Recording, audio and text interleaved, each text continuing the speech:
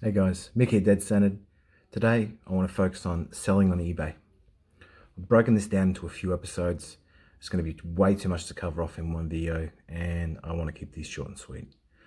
So a couple of topics are, you've got your standards, the things that you say you're going to do, the things you're going to follow through with, and what's going to set you apart from your competition. Your title, ultimately this is about keywords and attracting attention for what somebody's looking for, and that links up with your card. Picture and packaging, your communication and description, and obviously pricing and promoting. There might be a few other topics I touch on, but today I want to start off with picture and packaging. I find these to be some huge key roles in selling on eBay. One, picture. People purchase with their eyes, right? If they're half sold on a card and they see the picture of the card that you've shown and it's a beautiful image, the card looks immaculate, then that's just going to take them to that next step and they're going to want to purchase that card. Packaging, if you don't send the card in the right manner, you're never going to be respected as a seller in this community. And if it does come back that the buyers received cards that are damaged because you sent it in the wrong manner, well then, as the seller, and your reputation's on the line here, as the seller, you need to have a conversation with them about what you can do for that buyer. It's pretty simple. Either offer them some, like a voucher in your store, let them pick some cards for free or discounted. Give them a partial refund, give them a full refund. It's really up to you and the buyer as to what obviously is going to make both parties happy, but at the end of the day, this is your reputation. If you send them in the manner that I'm going to show you in this video, you shouldn't have an issue. And let's be honest, if it's a new buyer or a large priced item, just put tracking on it. Put tracking on it. It's a few extra bucks. It's worth it. It's about what risk you're willing to take. You want to send it unregistered, no tracking, then that's your choice. And if it gets lost in the mail, you're out to dry. So again, package it right. Send it with tracking if it's a high price card or it's a new buyer. Do things the right way and you're not going to have an issue. But for now, I'll flip this camera around and let's have a look at picture. You want to get the best possible image you possibly can. Good quality photos here are key. And one small little tip is clean your camera lens. You're going to get better pictures. Also, obviously target the image that you're trying to take a photo of. So if it's on your phone, just simply tap your screen where your card is. It's going to focus on that card and get a better image. Now, in this instance, I'm using a Lightbox. A Lightbox is a very simple tool you can use for selling. It's simply a white box with LED lights up the top here that are going to shine onto your card. This is going to give you the best possible image, bringing out all the light, all the colors in that card.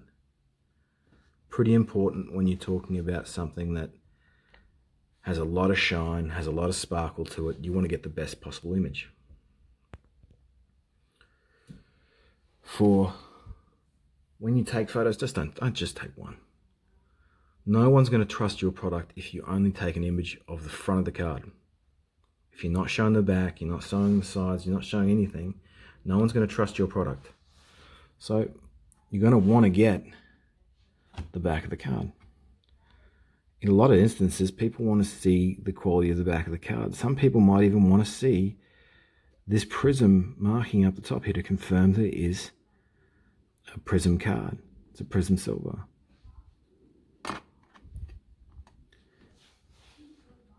Getting photos of different angles to show the quality of the face of the card as well as the back to ensure that the card is in the correct condition is imperative. Take at least 3 to 5 photos when you're listing one card. Right? If you're selling a card that's high value, you should be taking close-ups of corners. So this is where you simply just zoom right in and you're taking a photo of that corner to give the customer an idea of what quality or condition the corner is in. Another big one is you need to show your background. Obviously we don't need to be this far out, but we should be at least showing every corner of the card as well as background. The quality of an image that you take is going to differentiate yourself from every other seller on eBay. It's really going to define the quality of the card that you are posting and really give the customer a better idea of what they're purchasing exactly. Front, back, sides, corners, everything. There's no secrets. They know what's going on. Plus, it's going to give you a starting point. It's going to show what the quality is of your card before selling it. Sometimes that's something you can fall back on. Also, when you're just starting out, you don't have many ratings. So you really need to be very transparent with what you're selling. It's going to give you a much better advantage over your competition. Onto packaging. All right, so you got your penny sleeve. If you're shipping anything without a penny sleeve, just get out of here. Top loader. Top loaders are imperative. Like, cheapest thing I've been able to find them for is like 16 cents in Australia.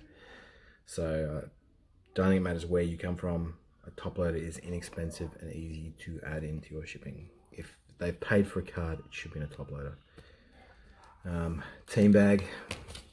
So if you've got something in a team bag like that, then it's going to keep the water out. As soon as you get a bit of wet weather, team bag. It's going to be last line of defense. Might as well do it. If you're shipping multiple things, a graded card bag is going to be helpful because it's a lot larger. You'll be able to fit 5, 6, maybe 7 cards in there. And packing tape. Packing tape, easy to rip, but fairly durable. You want to use packing tape because any other tape you really have to pick at, and it's hard to get into, and it's frustrating. And you know, when we're talking about cardboard, putting pressure and bending and twisting is not a good thing. So packing tape, it lifts easy, and just don't use anything else, please. Now, when you're sending your cards,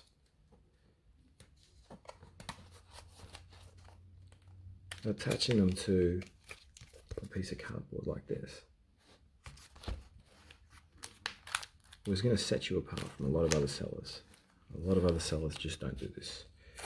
Right? It's going to give you an added strength to your package, and it's going to stop those top loaders from bending. Also, if the package gets dinged, it's going to ding the cardboard first and not the card. There's a lot more strength in that than just sending the top loaders as is. And bubble mailer. Don't use anything else. It's just not worth it.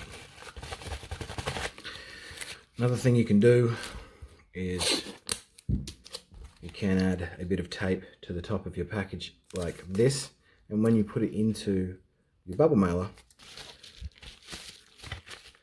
you're going to be able to tape it so that that package stays down the bottom there. It's not really going to move.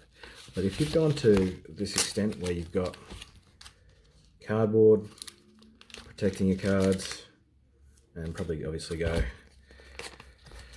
another one over the top there, your cards are going to be in great condition when they arrive. And let me be truthful here, is the person who's receiving those cards is just going to be so thankful that you've put in the extra time and effort into shipping their cards. They can see that you're going above and beyond what the competition is doing, and believe you me, you're going to get repeat business. They're the first 2 tips, guys. Some important ones at that. I hope this has helped, and I'll cover those other topics real soon. I'll get the videos out to you in the coming weeks. Keep an eye out for those. Until next time, guys. Mick here, Dead Centered.